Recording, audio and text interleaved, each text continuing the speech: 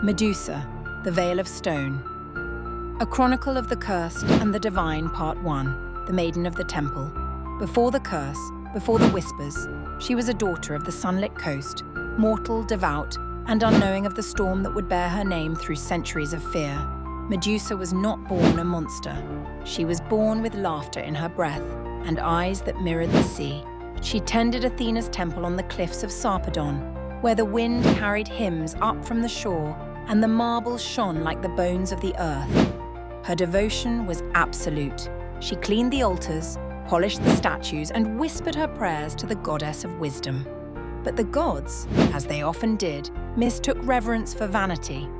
In the high courts of Olympus, where envy has the shape of lightning, rumors stirred that Medusa's beauty rivaled Athena's own. It was a mortal's doom to be noticed by the divine. Poseidon saw her first.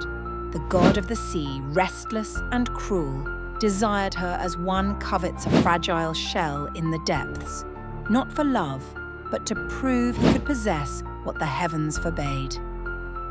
One night, as the waves thundered below the cliffs, he came to the temple not as a suitor, but as a storm. The marble cracked beneath his fury and the air reeked of salt and sin. Medusa cried to Athena for help, but no goddess came, only silence, heavier than the sea. When dawn broke, the temple was desecrated, and Medusa lay upon its cold floor, the sanctity of her faith shattered. The priestesses who found her turned away, not out of pity, but out of fear, for the gods punished victims as swiftly as the guilty, and in Olympus, Athena's pride turned to rage femme. Part 2. The Curse and the Becoming. The punishment came not as thunder, but as whisper. Medusa felt it first in her blood, a slow, burning ache like molten stone beneath her skin. Her hair writhed before her eyes, her reflection warping in the bronze basin she once used to pour libations. Each strand became a serpent, hissing the language of betrayal. Her skin hardened, her beauty curdled into terror. She reached for the mirror again and screamed. Athena appeared, radiant and merciless. "You defiled my temple," she said, though both knew the truth was more twisted than words allowed. "You will bear the mark of your shame for eternity." Medusa fell to her knees, begging not for her beauty but for her soul. But gods have no patience for sorrow they did not cause. The curse was complete, a mockery and a monument. Exiled to the far reaches of the world, she wandered the desolate shores where nothing dared grow. There, in the ruins of forgotten shrines, she learned to hide from both men and memory. Her reflection was now her enemy, her loneliness, her only companion. At first, she wept for what she had lost, but as seasons passed and the salt winds carved her into silence, her grief hardened into something older, colder. She no longer prayed, she no longer feared. The serpents coiled tighter, whispering names of men who would come seeking glory, and find only stone. In that solitude she became legend. Hunters came, boasting of trophies and divine favor, but none returned. The sand around her cave became a graveyard of statues, faces frozen in awe, horror, or pity, each one a fragment of the story told wrong. She was not a monster by birth. She was made into one, sculpted by divine hands that feared their own reflection. Part 3. The Hunter and the Stone. When Perseus came, he was still young, a boy dressed as a hero, armed with borrowed gifts. Athena's shield gleamed like justice. Hermes' blade hummed with celestial intent. They called it destiny, though it was vengeance in disguise.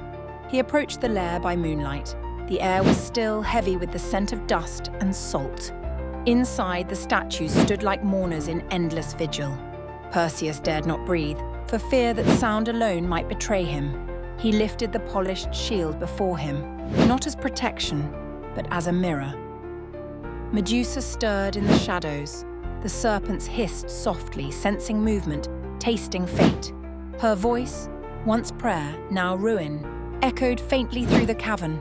"Why do you come, mortal? To kill what the gods have already broken?" Perseus said nothing. Heroes rarely do when truth might wound their purpose.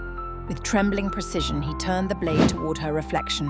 She moved not out of fear, but resignation. Perhaps she saw the end written long ago. Perhaps she was tired of outliving pity. The strike came swift, clean, practiced, divine.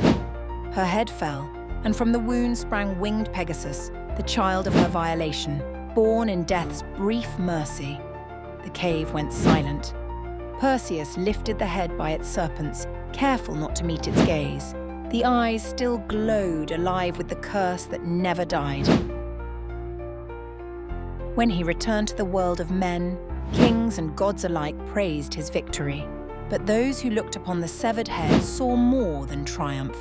They saw accusation, the face of the wronged, weaponized against itself. Epilogue, the gaze beyond death.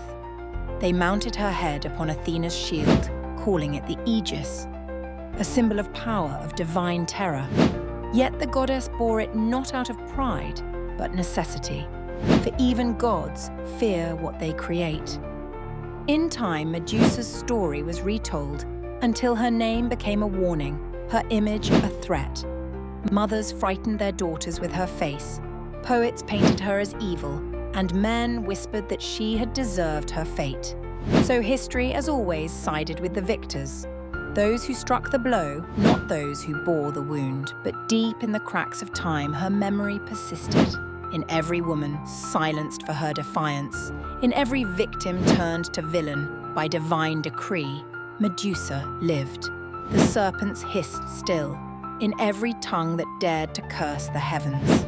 And in the silence between myths, when the gods themselves grew weary and their temples crumbled to dust, her stone eyes remained open, watching, waiting, for it is not death that defines the monster. It is what survives of her when the gods have forgotten their crimes.